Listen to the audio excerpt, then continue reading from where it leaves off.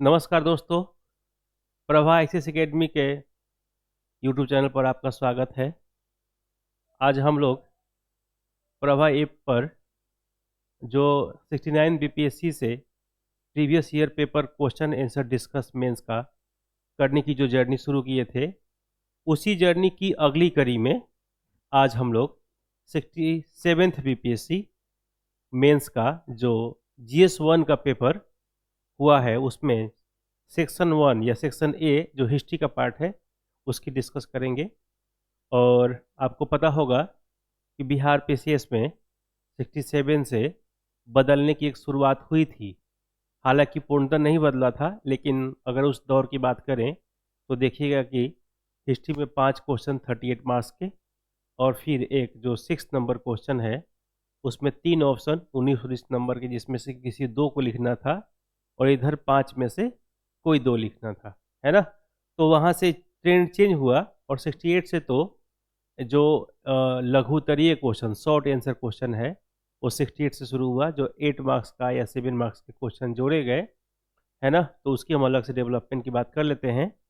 अगर हम आगे चलते हैं तो फिर ये देखें कि प्रीलिम्स और मेंस के लिए जो है इस ऐप पर, प्रभा आईसीएस एकेडमी के ऐप पर, यूपीएससी, उत्तर प्रदेश पीसीएस और Bihar public service commission BPSC या अदर ऑल स्टेट्स जो जैसे जेपीएससी हो गया या फिर अदर स्टेट्स के भी प्रीलिम्स मेंस के यहाँ पे मटेरियल और जो है क्लासेज ऑफलाइन और ऑनलाइन मोड में चलती है, जिसका जो है आप जिसकी जानकारी आप समय समय पर जो है गूगल प्ले से या फिर जो है इसके प्रभा ऐप के यूट्यूब चैनल से आप पता कर सकते हैं। और इस ऐप से जोड़ने के लिए आपको ये स्कैनर है जो स्कैन कर सकते हैं। बाकी अधिकतम जानकारी के लिए इस नंबर पे आप कॉल भी कर सकते हैं कि आप जो है किस तरह से क्या हो रहा है। इसके आगे जब चलते हैं हम लोग, तो ये प्रभा आईसीएस एकेडमी का टेलीग्राम चैनल है, जिस पर जो है ये कह सकते हैं कि टेलीग्राम से जुड़ने के लिए इस स्कैनर के द्वारा आप जुड़ सकते हैं, जहाँ पे सभी सूचनाएं और पीडीएफ फॉर्म में जो भी मटेरियल होते हैं वो समय समय पर डाले जाते हैं, जिसका आप सुविधा का लाभ उठा सकते हैं। या करंट अफेयर्स हो या कोई और भी सूचनाएं हो, है ना। जैसे मान लीजिए कि कल भारत रत्न अगर किसी को दिया गया तो 5 लोग कौन कौन से हैं, किस फील्ड से हैं, इसकी डिटेल्स जो है एक वर्णन आपको टेलीग्राम पर पीडीएफ के मामला के द्वारा दे दिया जाता है, जो इम्पोर्टेंट है। 17th और 71 बीपीएससी के लिए यहाँ जो है फाउंडेशन कोर्स की भी शुरुआत हुई है, जो प्री कम मेंस है, प्री का भी और मेंस का भी। और ये बैच जो है अभी नई शुरुआत हुई है, जिसमें आप जुड़ सकते हैं। आप ऑफलाइन मोड में या फिर ऑनलाइन मोड में, दोनों में जुड़ सकते हैं।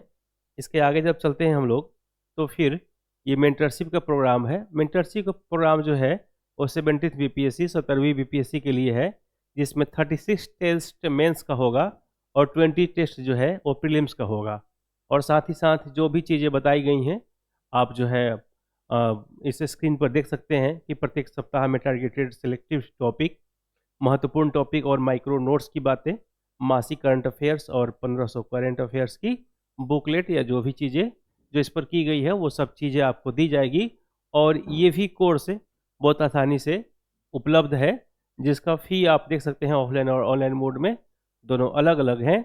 और इस पर भी अधिक जानने के लिए आप इस दोनों नंबर पे कॉल कर सकते हैं, फिर यहाँ से चीज़ें आपको जानकारी मिलेगी।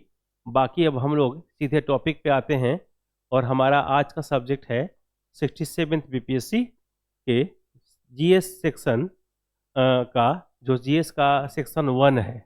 यानी कि हम ये कह सकते हैं कि 67th बीपीएससी जो मेंस हुआ है, मुख्य परीक्षा हुआ है, इसके GS1, क्योंकि 2 GS होते हैं, GS1 और GS2, और GS1 का सेक्शन 1 या कह सकते हैं सेक्शन ए, जिसमें हम लोग चर्चा कर लेते हैं हिस्ट्री और साथ ही साथ आर्ट एंड कल्चर, इन को लेकर के यहाँ चर्चा होगी हमारी।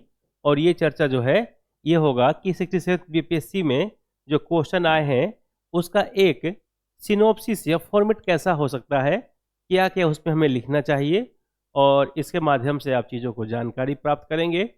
और साथ ही साथ ये कह सकते हैं कि इसके द्वारा एक नई सोच को डेवलप किया जा सकता है, जो अपने आप में बहुत इंपॉर्टेंट है।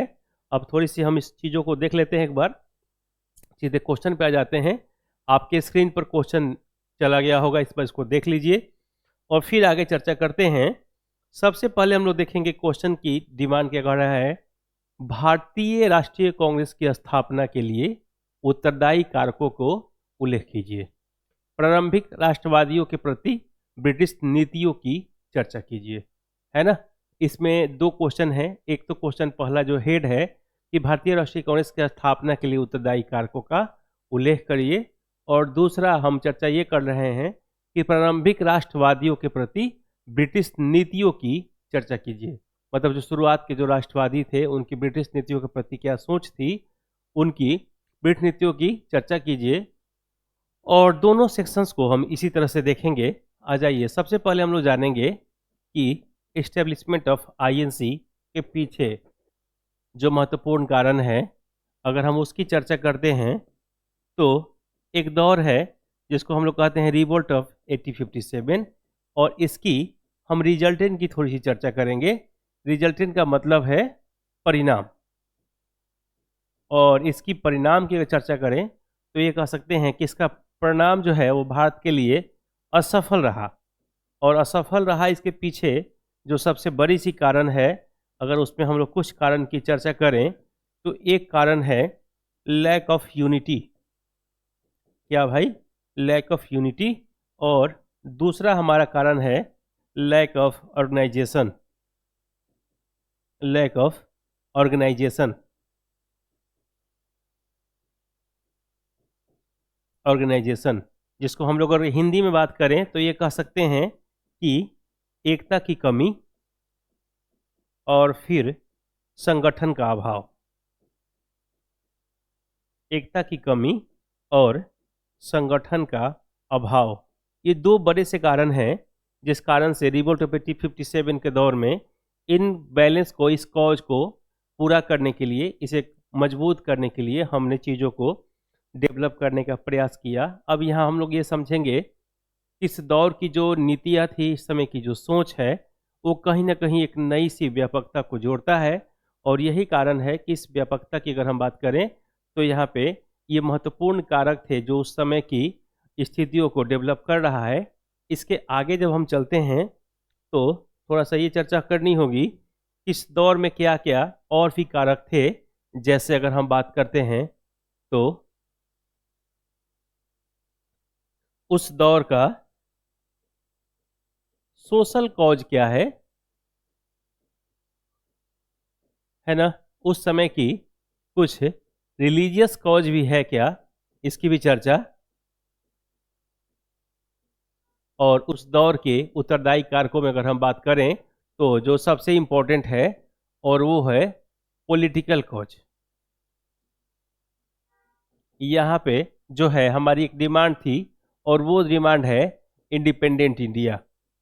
क्या भाई? Independent India. इसको हिंदी में हम लोग कहते हैं आज़ाद भारत, इंडिपेंडेंट इंडिया, है ना। स्वतंत्र भारत या आज़ाद भारत।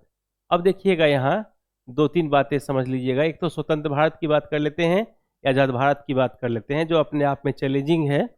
अब यहाँ पे ये व्यापकता हो जाएगी कि जिस स्वतंत्र भारत की परिकल्पना की हम बात करते हैं, जिस स्वतंत्र भारत की स्थापना की हम जो बात करते हैं, वो कहीं ना कहीं 1885 के दौर में एक नई अप्रोच के साथ जुड़ता है और ये अपने आप में बहुत महत्वपूर्ण है। शुरुआत दौर की अगर हम बात करते हैं तो शुरुआत दौर में जो यहाँ एक्सेप्टेंस थे वो थे मॉडरेट, है ना। मॉडरेट का मतलब है नरमपंथी, या इसी को हम लोग कह लेते हैं उदारवादी, है ना, उदारवादी। और ये जो इनकी जो डिमांड है वह कहीं ना कहीं एक नई सी एक्सेप्टेंस को डेवलप करता है। वो नॉन वायलेंस की एक्सेप्टेंस हो या फिर जो है सत्य, ट्रू की एक्सेप्टेंस हो। सत्य और अहिंसा की बात की गई। सत्य और अहिंसा ये कहीं ना कहीं एक नई सोच को विकसित करता है। इसके साथ ही इस प्रवृत्ति की अगर हम बात करें तो ये कह सकते हैं कि इनकी अप्रोच जो है वो शुरुआत दौर में 20 वर्ष तक एक ही जैसा रहा।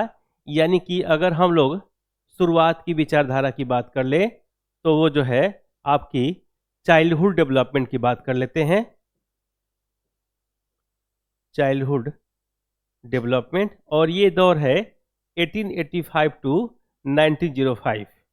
ये कहीं ना कहीं एक नई सी अप्रोच को डेवलप करता है, और यही कारण है कि इस समय की अगर हम विचारधारा की बात करें, इस समय की हम उत्तरार्ध की, इस समय की शुरुआत की बात करते हैं तो एक दौर है, और ये शैशवावस्था का दौर है जो कहीं ना कहीं एक नई अप्रोच को डेवलप करता है, और ये अपने आप में चैलेंजिंग भी है। तो यहाँ पे हमारी ये बात हो गई। और दूसरी, अगर इस सिस्टम्स की डेवलपमेंट की बात करें, ब्रिटिश नीतियों की बात करें, तो फिर हम लोग इस बात की चर्चा कर सकते हैं इस दौर में, यानी कि लगभग अगर हम बात करें तो 1757 टू 1857 जो है वो 100 ईयर्स का इतिहास है, और ये कहीं ना कहीं भारत को एक इंडिपेंडेंट इंडिया की ओर अग्रसर करने की बात करता है, आज़ाद भारत की ओर अग्रसर करने की बात करता है। और ये महत्वपूर्ण सोच भी है कि कहीं ना कहीं एक नई विकास की दौर को शुरुआत करेंगे। इसके साथ ही अगर हम लोग बात करें तो एक नई दौर और सेफ्टी बल्ब की परंपरा की डेवलपमेंट, जहाँ पे अगर हम बात करते हैं तो कांग्रेस की स्थापना, जो कांग्रेस है उसकी स्थापना का 2 टर्म्स हम देखेंगे। एक तो जो है इसकी ट्रू इवेंट, और दूसरी इसकी माइथोलॉजी। इसकी माइथोलॉजी यानी कि कांग्रेस की स्थापना का हम लोग सच की बात कर लेते हैं, और कांग्रेस की स्थापना का हम मिथक की बात कर लेते हैं। तो कहीं ना कहीं एक नई सी सोच को डेवलप करते हैं। इसके बाद जैसा सोच दादा भाई नौरोजी का रहा, जैसा सोच दादा भाई नौरोजी का रहा, जैसा जो है WC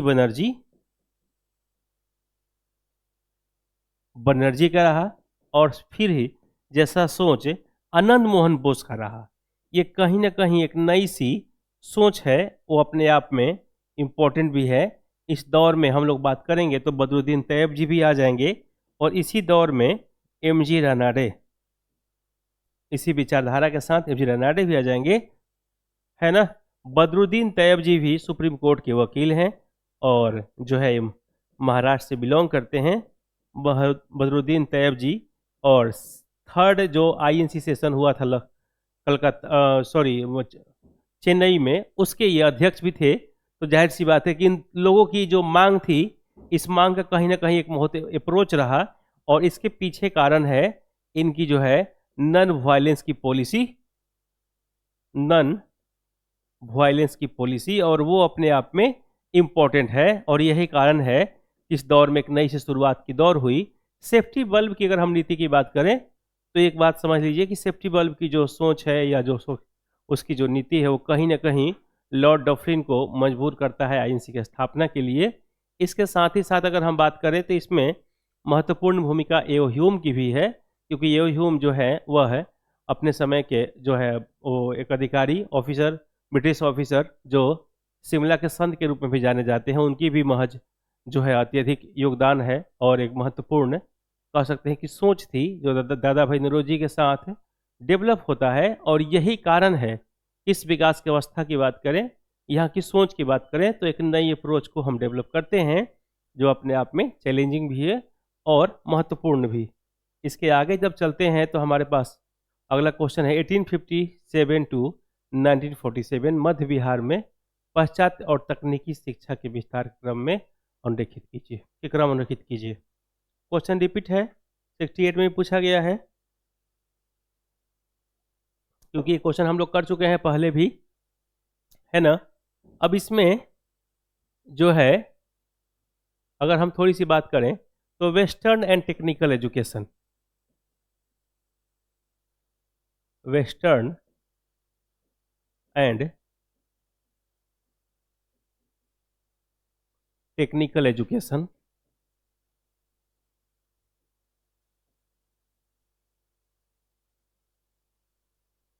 और भी कहाँ भाई, बिहार में। तो अलग अलग टर्म्स एंड कंडीशंस के साथ हम शुरू करेंगे। वेस्टर्न एजुकेशन की अगर हम फील्ड की बात करते हैं तो एक फील्ड है science, medical, agriculture,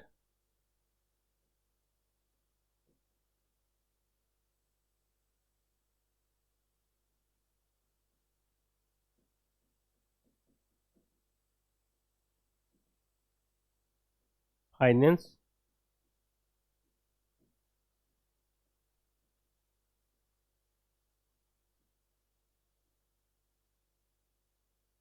management,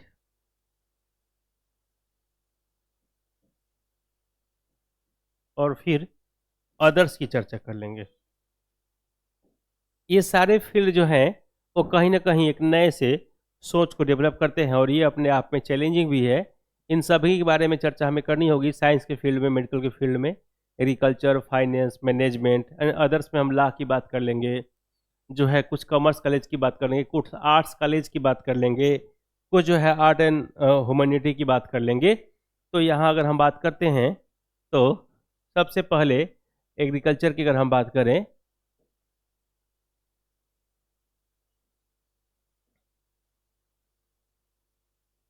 agriculture,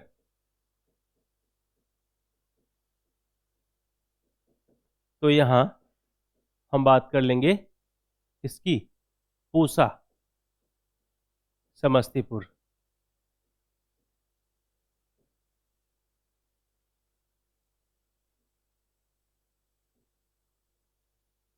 और फिर अदर इंस्टीट्यूट की बात कर लेंगे।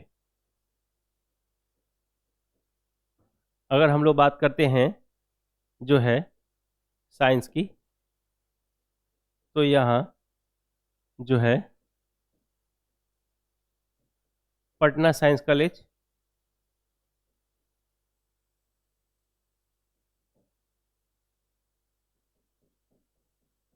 आईआईटी पटना,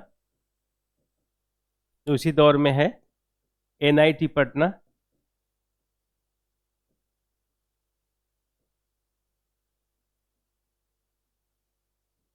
एंड अदर्स,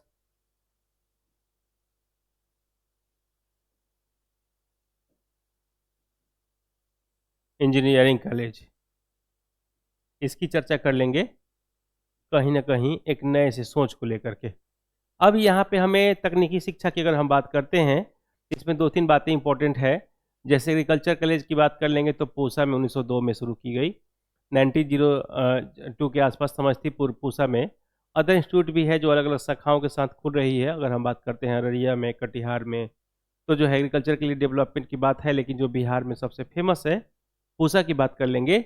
इसके साथ हम साइंस की अगर बात करते हैं तो पटना साइंस कॉलेज की स्थापना की गई, आईआईटी पटना, एनआईटी पटना, और अदर इंजीनियरिंग कॉलेज की भी स्थापना, जैसे मुजफ्फरपुर में इंजीनियरिंग कॉलेज की बात कर लेंगे, भागलपुर में इंजीनियरिंग कॉलेज की बात कर लेंगे, गया में इंजीनियरिंग कॉलेज की बात कर लेंगे। तो अलग अलग से सोच के साथ डेवलप होता है। अगर हम लोग थोड़ी सी चर्चा कर लेते हैं मेडिकल की, तो यहाँ पे जो है शुरुआत दौर के साथ पीएमसीएच जो है, जो पटना में स्थित है, PMCH Patna, AIIMS, AIIMS Patna, है ना। फिर NMCH, Nalanda medical college hospital,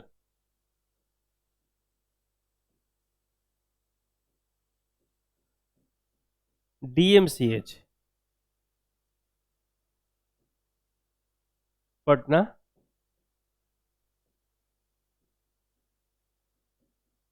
district hospital,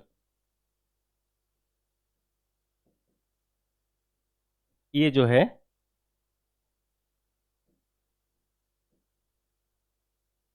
जो डिस्ट्रिक्ट हॉस्पिटल है, ये डिस्ट्रिक्ट के मुख्यालय में इसकी चर्चा कर लेंगे हम लोग, डिस्ट्रिक्ट हेडक्वार्टर।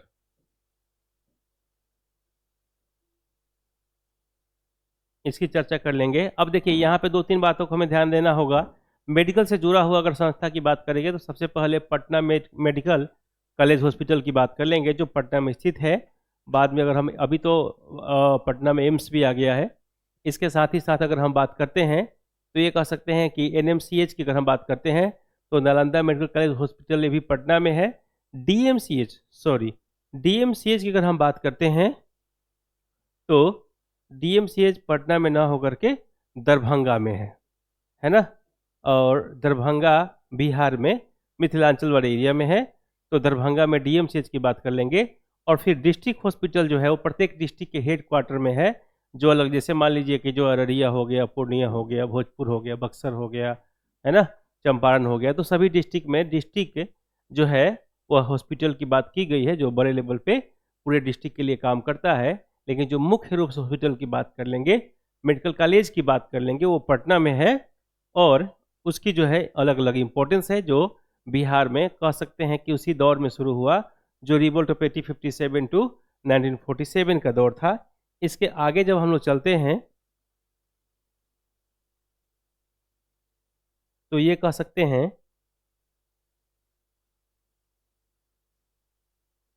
कि एक न्यू सेशन की शुरुआत करेंगे। अच्छा, स्पेस कम है। इसके साथ ही हम लोग थोड़ी सी चर्चा कर लेंगे यहाँ पे। मेडिकल कॉलेज हो गया, इंजीनियरिंग कॉलेज हो गया, पटना लॉ सेंटर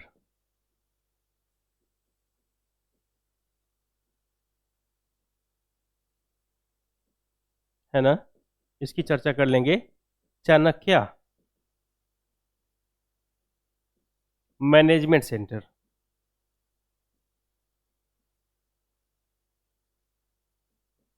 और फिर आईआईएम मैनेजमेंट सेंटर।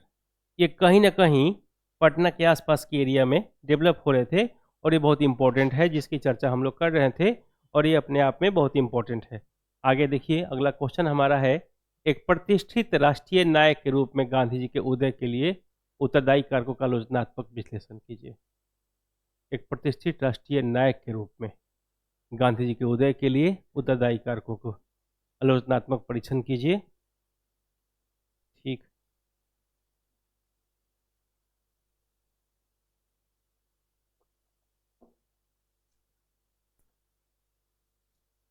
ये सबसे पहले तो हमें जो है गांधी को जो है नेशनलिस्ट लीडर के रूप में दर्शाना है। पहले हमें गांधी को जानना होगा।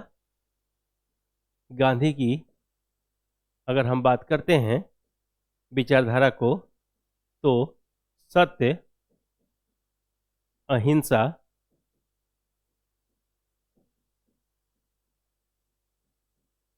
सत्याग्रह,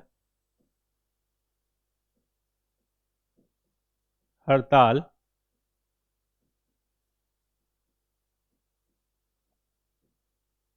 भूख हड़ताल,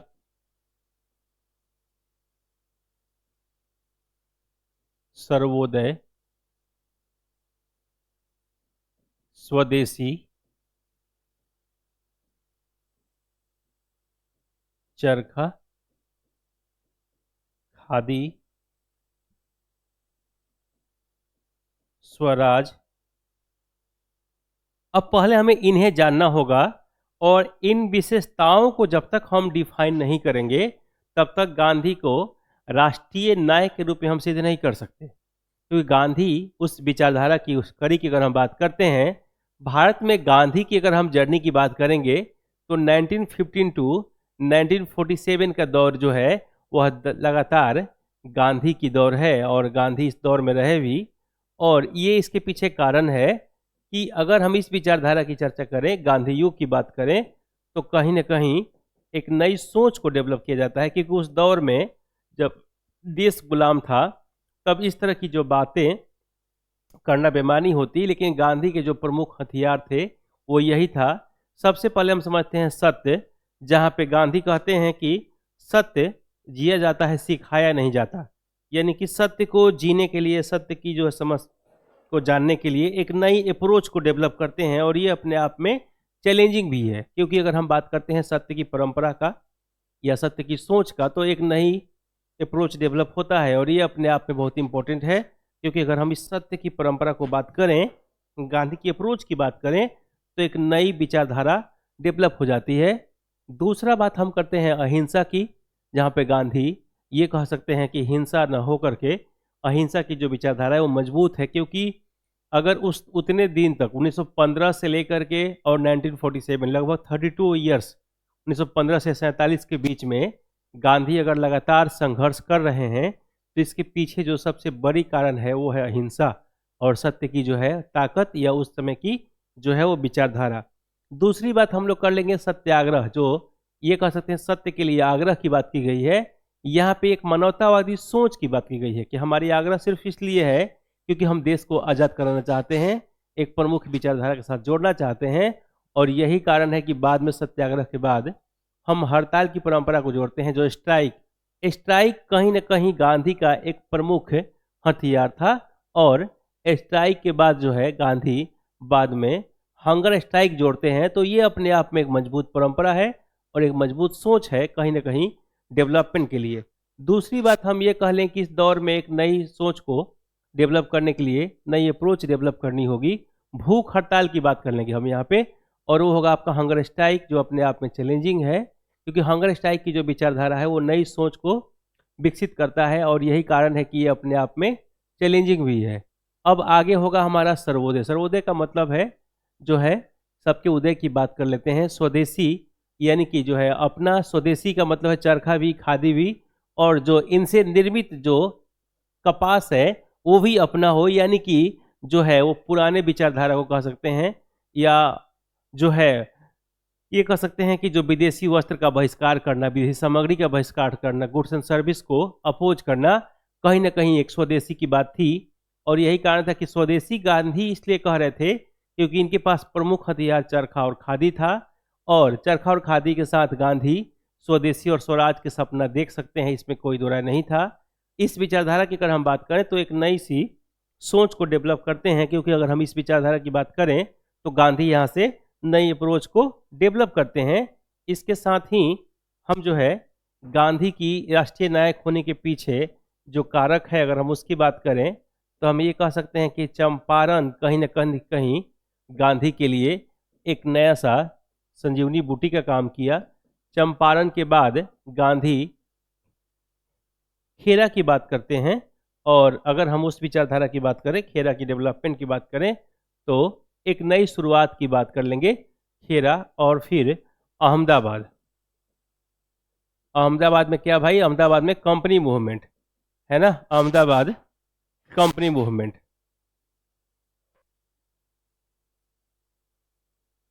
कंपनी मूवमेंट, तो ये कहीं ना कहीं दोनों जो प्रमुख है 1918 के दौर में शुरुआत हुए। यहाँ से हम गांधी की विचारधारा को अगर हम देखें तो फिर गांधी नॉन कॉपरेशन मूवमेंट के दौर में पूरे देश के लिए एक नई सोच के साथ आए। अच्छा, शुरुआत दौर में जो 17 और 18 में घटना हुई, चंपारण, खेरा और अहमदाबाद, इसमें गांधी गए नहीं थे, गांधी को लोगों ने बुलाया था। लेकिन बाद के दौर की अगर हम बात करें तो ये कह सकते हैं कि एक नई सोच को डेवलप करते हैं, और यही कारण है कि नॉन कॉपरेशन मूवमेंट के दौर में 1920 के दौर में गांधी एक नई सोच को डेवलप करते हैं। इसके आगे जब हम लोग चलेंगे तो फिर चर्चा होगी सिविल डिसओबीडियंस मूवमेंट की, और ये एक नई सोच और एक नई प्रवृत्ति को डेवलप करता है, सिविल डिसओबीडियंस मूवमेंट, और ये 1930 के दौर में शुरू हुआ। और फिर हम क्विट इंडिया मूवमेंट के साथ गांधी को जोड़ेंगे। इसके बीच में जो है और भी विचारधाराएं हैं जो गांधी के साथ बताना है। जैसे अगर हम बात करते हैं अपोज of 1935 government of India act, जो है सपोर्ट ऑफ स्टेट इलेक्शन यानी कि प्रांतीय चुनाव की हम बात कर लेते हैं, और फिर जो है अगस्त ऑफर की बात कर लेंगे, पर्सनल सत्याग्रह की बात कर लेंगे, व्यक्तिगत सत्याग्रह है ना। तो कहीं ना कहीं गांधी उस सब विचारधाराओं में सामने होते हैं, या अपोज ऑफ साइमन कमीशन की बात करते हैं, सपोर्ट ऑफ नेहरू रिपोर्ट की बात करते हैं, गांधी रिवन डेवलपमेंट की बात करते हैं, सेकेंड राउंड टेबल कॉन्फ्रेंस की बात करते हैं। तो इन सभी जगहों पे गांधी एक विचारधारा के साथ जुड़े हुए हैं, और यही कारण है कि 1919 से 1948 के कार्यकाल को गांधी युग के रूप में जाना जाता है। और यही कारण है कि इस विचारधारा के समय की अगर हम प्रवृत्तियों की बात करें, एक नई सोच की बात करें, तो यहाँ एक नई सोच को डेवलप करते हुए गांधी दिखते हैं, जो अपने आप में अलग है। अब आ जाइए, इन चीज़ों को एक बार देख लेते हैं हम लोग फिर, कि गांधी का जो प्रमुख सोच है वो कहीं ना कहीं एक ऐसे लीडर के रूप में है, गांधी, जो किसी भी पार्टी या किसी भी पोस्ट से ऊपर है। पार्टी और पोस्ट से ऊपर है गांधी, ये दोनों से सोच के ऊपर की बात है। दूसरा, अगर हम बात करते हैं तो ये कह सकते हैं कि 1915 से लेकर 1948 के बीच में गांधी ने जो भी अप्रोच डेवलप किया, उसमें जो सबसे बड़ा सा दौर है वो ये है कि देश के लोग को सच कहने की आदत हो गई। ये गांधी की ही देन है कि जो है इनकी हैबिट ऑफ ट्रू वेल, अगर हम बात करते हैं कि सच कहने की आदत हो गई लोगों की, ये गांधी की देन है। और फिर जो है हड़ताल या भूख हड़ताल जैसे टर्म्स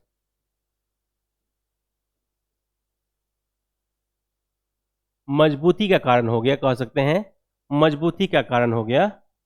और ये कहीं ना कहीं गांधी की देन है। या फिर जो है सत्य और अहिंसा के साथ स्वदेशी और पूर्ण स्वराज जैसे टर्म्स जो हैं वो गांधी की विचारधारा को डेवलपमेंट करता है। और फिर स्वतंत्र भारत की सपना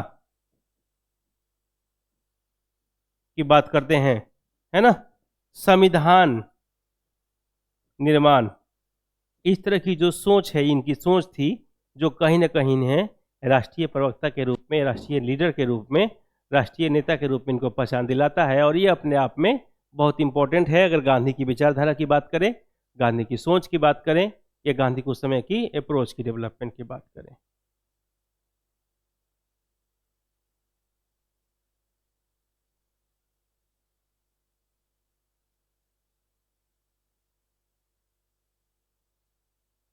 आ जाइए, अब आगे हम देखते हैं भारत छोड़ो आंदोलन पर एक निबंध लिखिए, क्या यह एक अनायास ही होने वाला आंदोलन था। ठीक, दो तीन बातों को यहां हम समझेंगे। एक तो भारत छोड़ो आंदोलन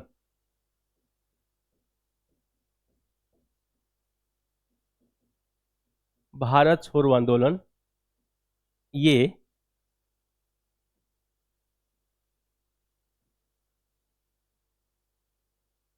8 अगस्त 9 अगस्त को हुआ 1942 में।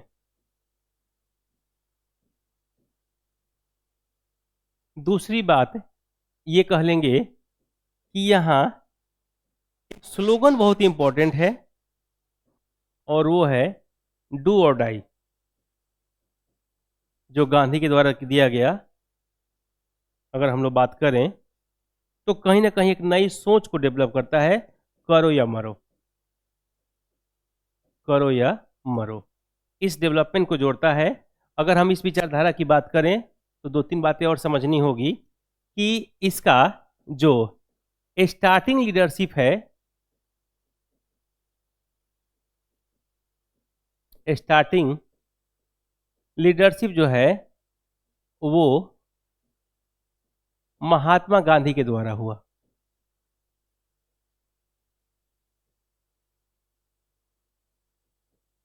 महात्मा गांधी के द्वारा हुआ स्टार्टिंग लीडरशिप। दूसरी बात हम लोग ये कह लेंगे कि यहाँ एक नई अप्रोच डेवलप होगी महात्मा गांधी के साथ, जो प्रारंभिक नेतृत्व हुआ, कि कहीं ना कहीं बाद में जाकर के,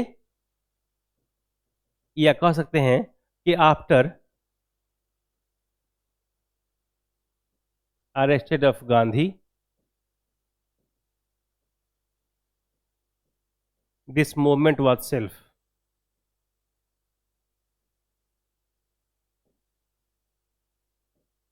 ये स्वतः हो गया, या स्वतः स्फूर्त की बात हम कर लेते हैं, हो गया।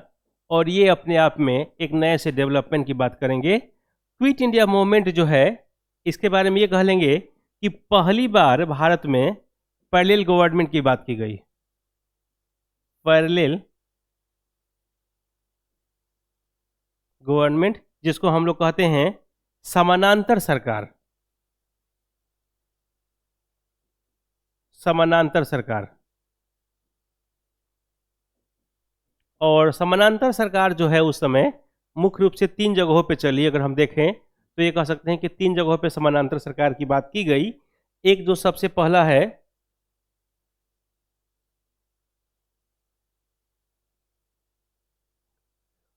अगर हम बात करें तो सबसे पहले हम चर्चा कर लेंगे बलिया, यूपी। और यहाँ चीतू पांडे के साथ, किसके साथ भाई? चीतू पांडे के साथ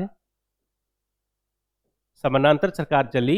दूसरा हम लोग बात कर लेते हैं और वह प्लेस है मिदनापुर, और ये वेस्ट बंगाल में है। और यहाँ पे तामलुक ट्राइबल्स थे। कौन थे भाई? तामलुक ट्राइबल्स लोग थे।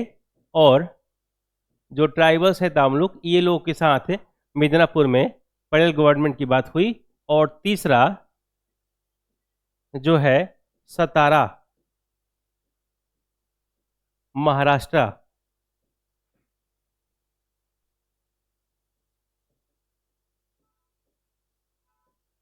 और यहाँ अगर हम बात करते हैं तो चौहान एंड पाटिल के साथ पटेल गवर्नमेंट की बात हुई। एक और बातों को समझना होगा कि 9 अगस्त 1942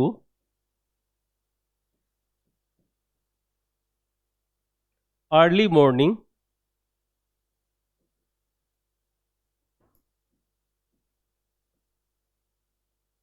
arrested all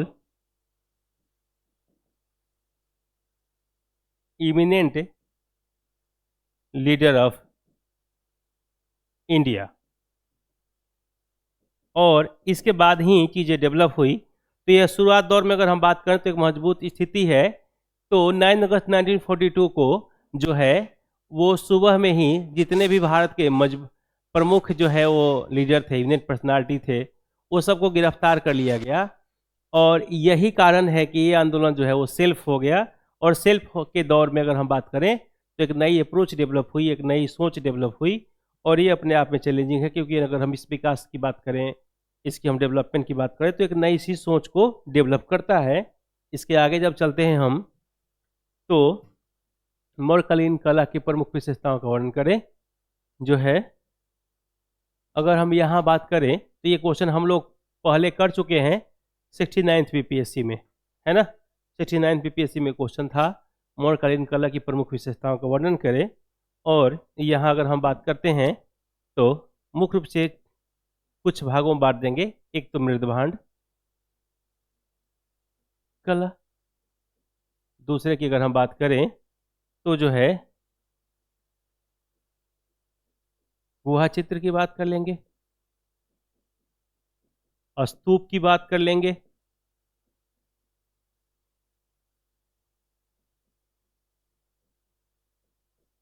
शिलालेख की बात कर लेंगे,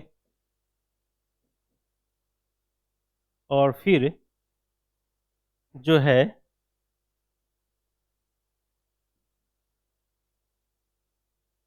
royal art and popular art की बात कर लेंगे इस दौर में।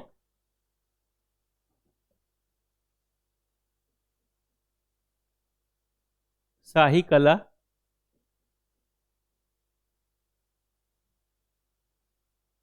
शाही कला कहाँ कर देंगे भाई? शाही कला की अगर हम बात करते हैं तो ये एरिया होगा आपका मगध महाजनपद, मगध महाजनपद के आसपास। और महत्वपूर्ण कला की अगर हम बात करते हैं तो यह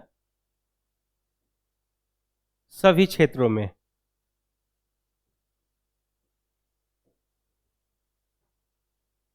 मगध महाजनपद को छोड़कर, मगध महाजनपद को छोड़कर, और ये इंपॉर्टेंट हो जाएगा। फिर बौद्ध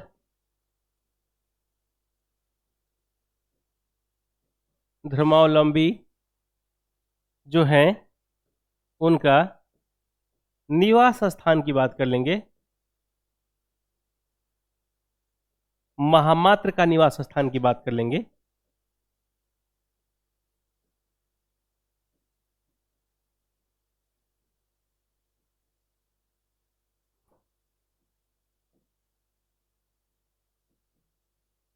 संघ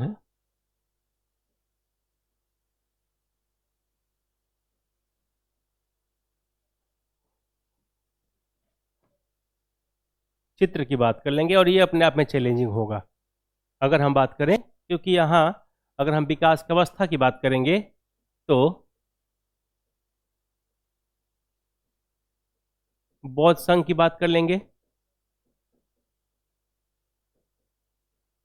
सांची स्तूप की बात कर लेंगे,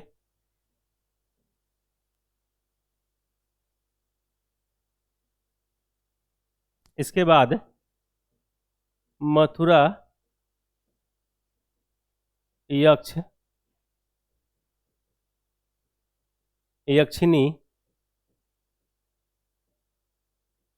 की मूर्ति की बात कर लेंगे,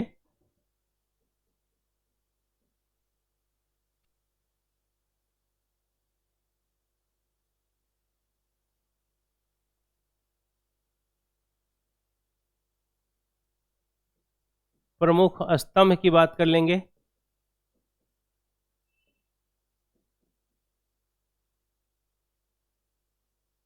और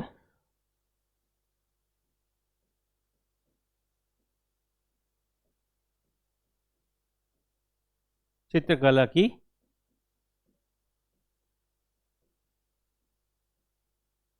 भाषाई लेखन की आकृति की चर्चा कर लेंगे, और फिर ये इंपॉर्टेंट हो जाएगा। अगला हमारा क्वेश्चन है संथाल। संथाल भी हम लोग कर चुके हैं 69 बीपीएससी में। जाहिर सी बात है, संथाल परगना की अगर हम बात करें तो कहीं ना कहीं एक नई अप्रोच को डेवलप कर रहा है, क्योंकि संथाल में जो है वो चर्चा हम लोग करेंगे 1855-56। दूसरा भागलपुर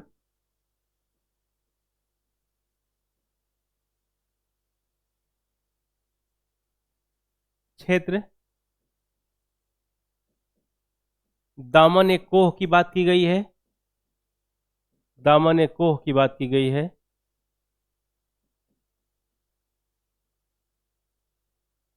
ब्रिटिश और संथाली के बीच ये कहीं ना कहीं एक नई सोच की बात करेंगे। चांद भैरव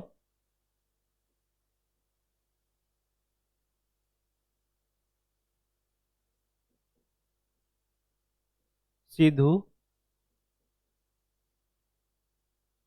कान्हू शोषण अंग्रेज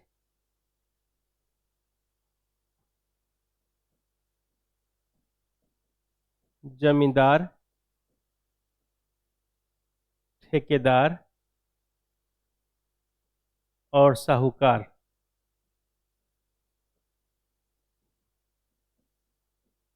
और अंततः है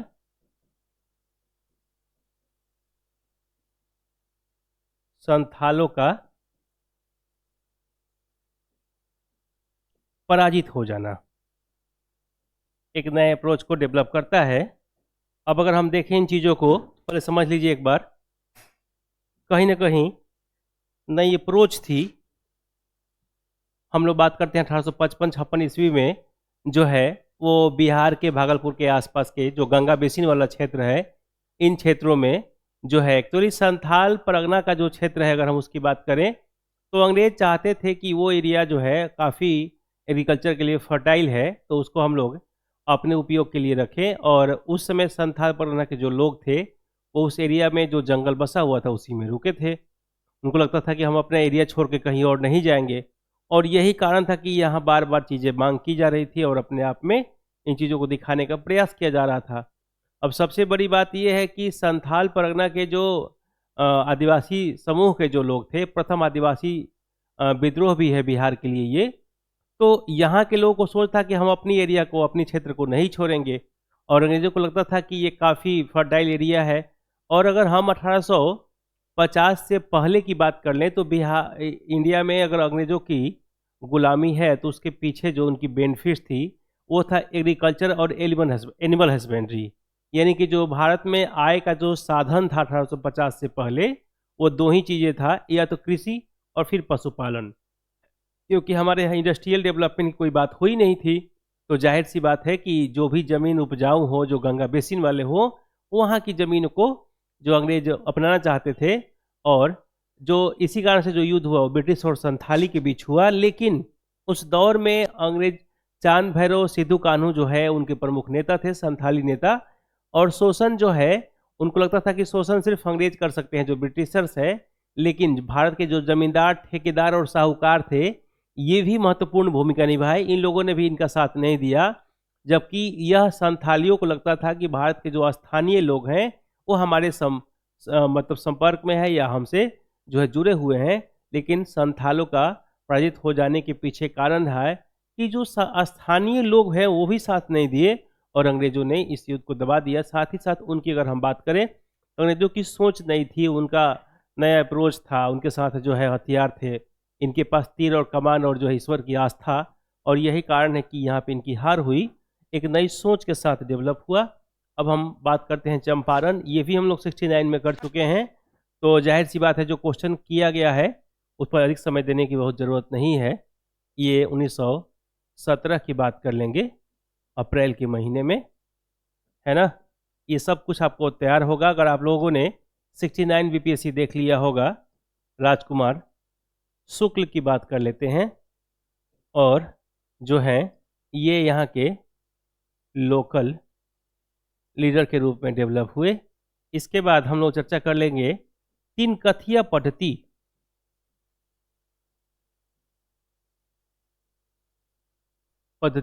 यानी कि सिस्टम की बात कर लेते हैं, और फिर जो है ये चर्चा कर लेंगे कि मेन लीडरशिप किसका रहा, तो वो है महात्मा गांधी। महात्मा गांधी और इनकी प्रॉब्लम की अगर हम बात करें, जो इम्पोर्टेंट कॉज है वो था इंडिगो को लेकर के।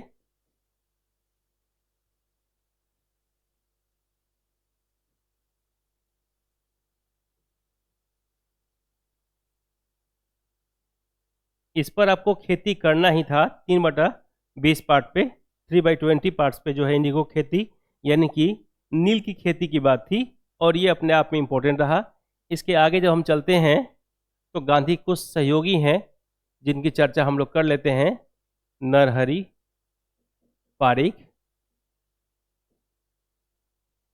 महादेव देसाई, महादेव देसाई, डॉक्टर राजेंद्र प्रसाद,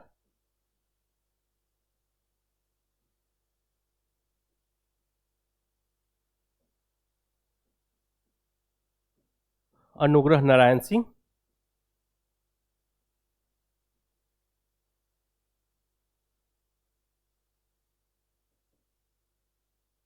और फिर एरिया की हम बात कर लेते हैं तो चंपारण है, और इसमें गांधी की जीत हुई। उसका मुख्यालय की बात कर लेते हैं तो वो है मोतिहारी, है ना।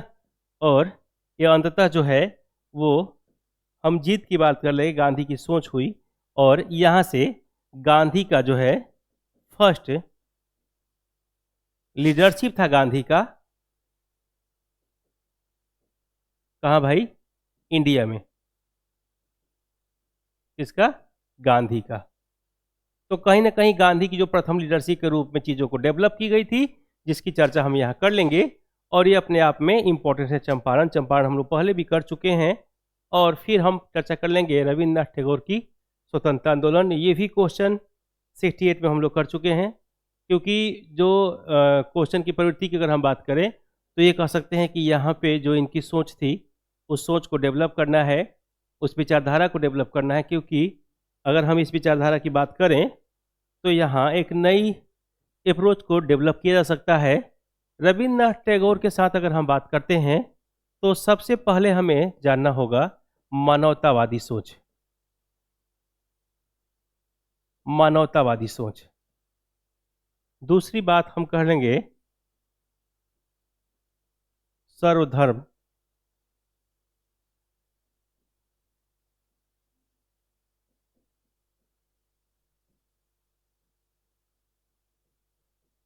अंतर्राष्ट्रीय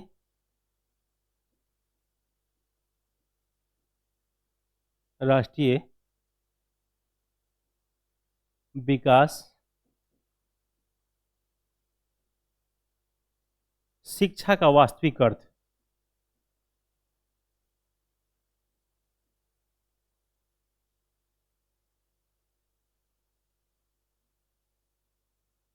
इन सबको अगर हम देखें तो कहीं ना कहीं इसी सोच के कारण जो 1905 में बंगाल का विभाजन हुआ, इस विभाजन के समय यानी कि 16 अक्टूबर 1905 को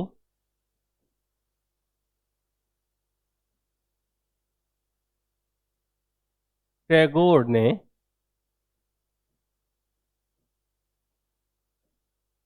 संपूर्ण देश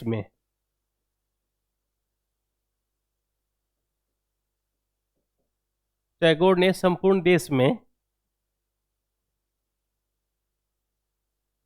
क्या की अगर बात करें तो रक्षाबंधन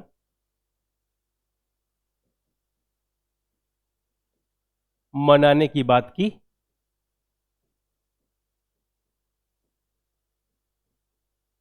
दूसरा हम लोग बात करें तो भारत के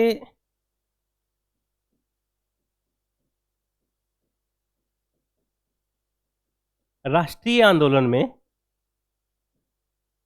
यानी कि नेशनल मूवमेंट में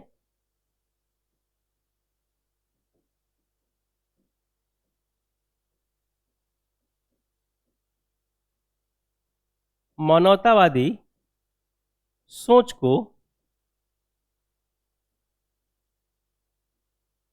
विकसित करने का प्रयास किया।